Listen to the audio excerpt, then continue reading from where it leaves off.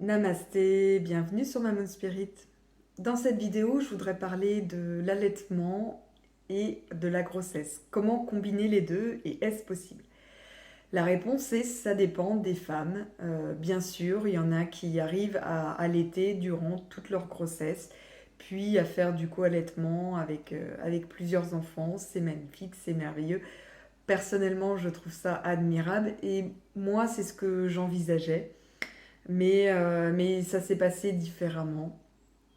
Toutes les femmes, ou presque, ont une baisse de lactation et une sensibilité extrême des mamelons lors de la grossesse. Ça apparaît aux alentours, ça dépend évidemment des femmes, mais c'est entre 8 et 10 semaines de grossesse que cela apparaît. Moi, ça a été mon cas. Mon fils tétait beaucoup, surtout la nuit, donc il me réveillait. En plus, le premier trimestre, on a quand même une fatigue qui est là.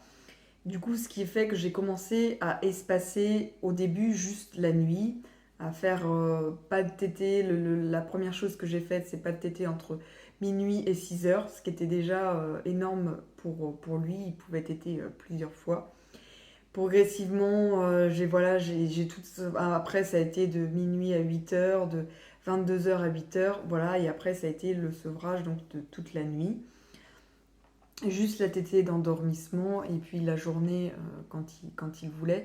Mais c'est vrai que c'était quand même de plus en plus douloureux et puis je sentais aussi que ma lactation, bien sûr, baissait puisqu'il y avait moins de stimulation, plus la grossesse qui fait qu'on a une baisse de lactation. Donc progressivement, les tétés ont diminué et j'ai dû complètement arrêter, donc assez 2 ans et demi.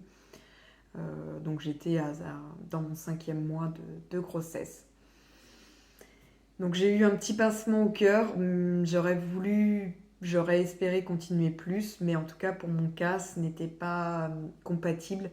Et moi, je voulais vraiment que l'allaitement reste un bonheur, reste quelque chose de merveilleux à partager et non pas une contrainte. Et vraiment, à la fin, pour moi, c'était devenu contraignant.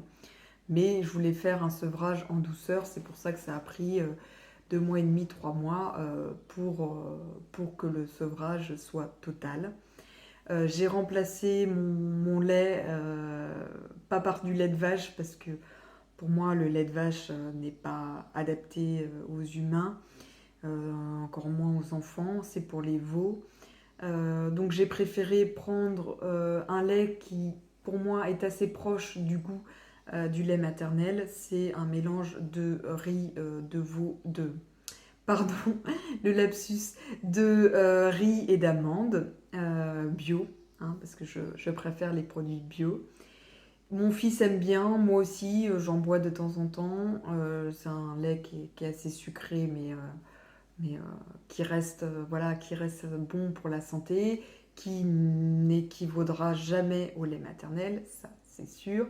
Dès que j'aurai du lait à la fin quand mon bébé sera né, bien sûr, je tirerai mon lait pour que mon fils aîné puisse en profiter à nouveau. C'est quand même ce qu'il y a de mieux jusqu'à temps qu'il n'en ait plus besoin. Et ça dépend des enfants. Lui, clairement, même si je l'ai allaité 2 ans et demi, on dit que c'est le premier stade. Enfin, il y a des enfants qui sont prêts à être sevrés naturellement à 2 ans et demi. Clairement, là, ce n'était pas le cas. C'était vraiment un sevrage induit à cause de la grossesse. Je sais qu'il aurait continué si j'avais pas été enceinte. Mais bon, on a déjà fait un beau parcours. Et voilà. Mais sachez qu'il y a quand même des femmes qui arrivent à tenir jusqu'au bout. Donc si c'est votre souhait et que la sensibilité c'est pareil, c'est quelque chose qui est différent d'une femme à l'autre. Donc peut-être que vous, ce sera moins contraignant et que vous arriverez à tenir les mois de grossesse. Et dans ce cas-là, allez-y, faites-vous confiance. Et c'est la plus belle des choses qu'on puisse faire, d'allaiter son bébé. Prenez soin de vous. À bientôt.